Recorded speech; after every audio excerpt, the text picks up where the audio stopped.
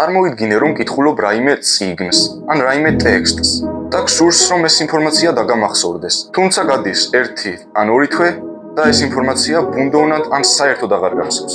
ნაცნობი სიტუაციაა რა? დარჩი ამ ვიდეოში და მე შენ შემოგთავაზებ ისეთ მეთოდს, რომლის საშუალებითაც ინფორმაციის დამახსოვრებას შეძლებ წლების ან მთელი ცხოვრების განმავლობაში. მანამდე კი ჩემი თხოვნა იქნება, რომ გამოიწერო ეს არხი და გადააზიარო ეს ვიდეო.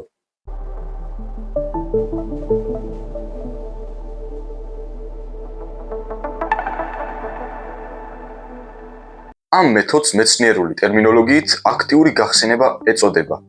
ეს მეთოდი დამახსოვრებისთვის ერთ-ერთი საუკეთესოა. საქმე ის არის, რომ როდესაც შენ უბრალოდ კითხულობ, შენი ტვინი პასიურ მდგომარეობაშია. შენ მხოლოდ იღებ ინფორმაციას, თუმცა ტვინს არ აიძულებ, რომ ეს ინფორმაცია დამოუკიდებლად აღადგინოს. ამიტომაც ბევრ ადამიანს ეჩვენება, რომ ყველაფერი დაამახსოვრდა, რადგან ტექსტი თვალწინ აქვს, მაგრამ როგორც კი წიგნს დახურავს, აღმოაჩენს, რომ ინფორმაციის უდიდესი ნაწილი მხოლოდ და მხოლოდ დროებით მეხსიერებაში იყო.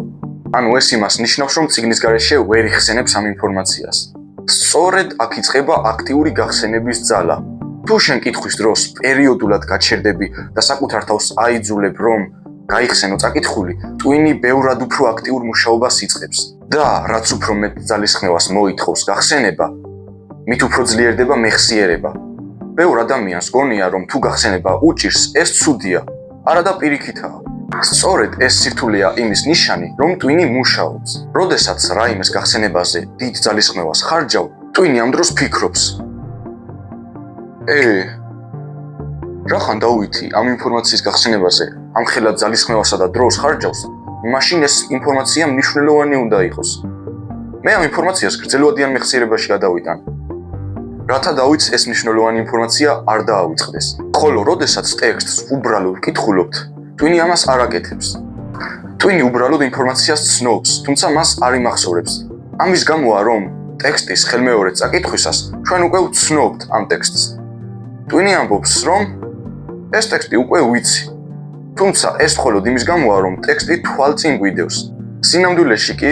სინამდვილეში კი ტექსტის დამოუკიდებლად გახსენება არ შეგვიძლია. როგორც კი ტექსტი ქრება, ცოდნის დიდი ნაწილიც ქრება. ახლა კი ალბათ გაგიჩნდა ასეთი კითხვა. როგორ უნდა გამოვიყენო ეს მეთოდი? ეს ძალიან მარტივია. წაიკითხე 5, 10 ან 20 გვერდი და გაჩერდი. შეეცადე შენს თავს აუხსნა რა წაიკითხე. არ აქვს მნიშვნელობა ყველაფერს სიტყვით გაიხსენებ თუ არა. მთავარია ტვინი აიძულო, რომ ინფორმაცია დამოუკიდებლად აღადგინოს. შეგიძლია საკუთარ თავს დაუსვა კითხვები. რა იყო მთავარი იდეა? რომელი მონაკვეთი იყო ყველაზე მნიშვნელოვანი? რა მაგალითები იყო მოყვანილი? რა ვისწავლე ამ ნაწილიდან? ამას რომ გააკეთებ, განაგრძე კითხვა და გაიმეორე იგივე პროცესი. თავიდან შეიძლება გახსენება გაგიჭირდეს, მაგრამ ეს კარგია. სწორედ ამ დროს მუშაობს ეს მეთოდი ყველაზე ეფექტურად. ასევე შენ შეგიძლია იყო თანმიმდევრული და ეს მეთოდი შენს თავს მოარგო. ანუ შეგიძლია დაიწყო დაბალი საფეხურიდან, ანუ მარტივი სირთულიდან და შემდეგ დროთა განმავლობაში ახვიდე უფრო და უფრო მაღალ საფეხურებზე. სიმარტივეში კი იმას გულისხმობ, რომ კითხვა შეწყვიტო არა ყოველ წაკითხულ 20 გვერდში, არამედ დაუშვათ 5 გვერდში, ან თუნდაც 1 გვერდში.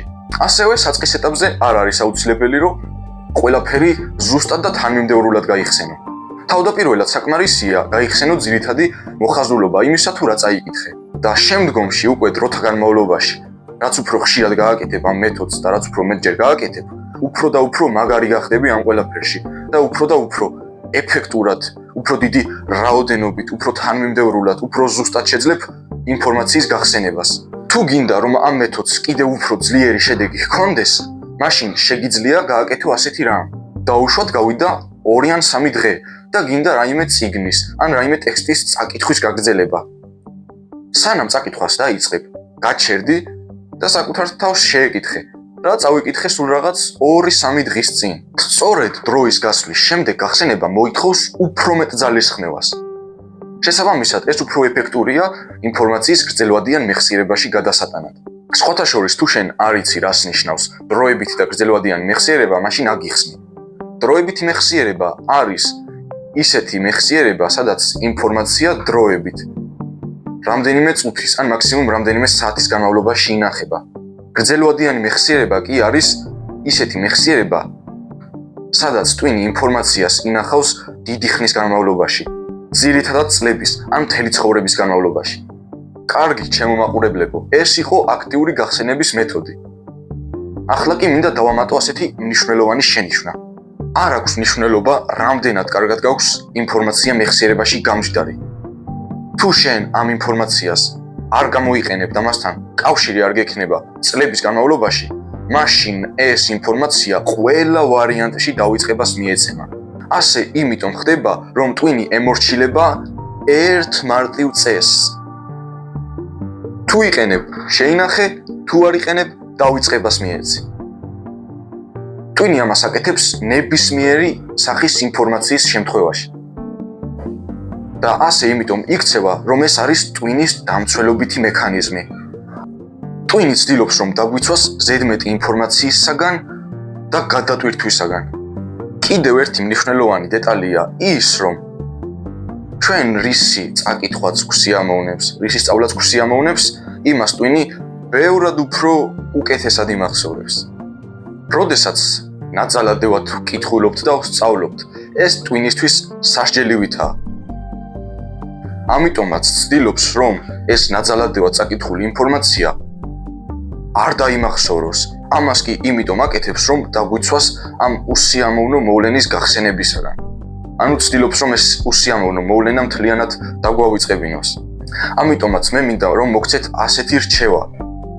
ეცადეთ, რომ იკითხოთ და აკეთოთ ის, რაც თქვენ რეალურად გსიამოვნებთ და რასთანაც შეხება გექნებათ. ამ ვიდეოსთვის კი სულ ეს იყო. იმედი მაქვს, ეს ინფორმაცია თქვენთვის საინტერესო აღმოჩნდა. ჩემი თხოვნა იქნება, რომ გამოიწეროთ არხი და გადააზიაროთ ეს ვიდეო. ასე თქვენ ამ არხს დაეხმარებით განვითარებაში. ასევე დატოვეთ კომენტარი ამ თემასთან დაკავშირებით. ახლა კი დროებით და გისურვებ თვით განვითარებას.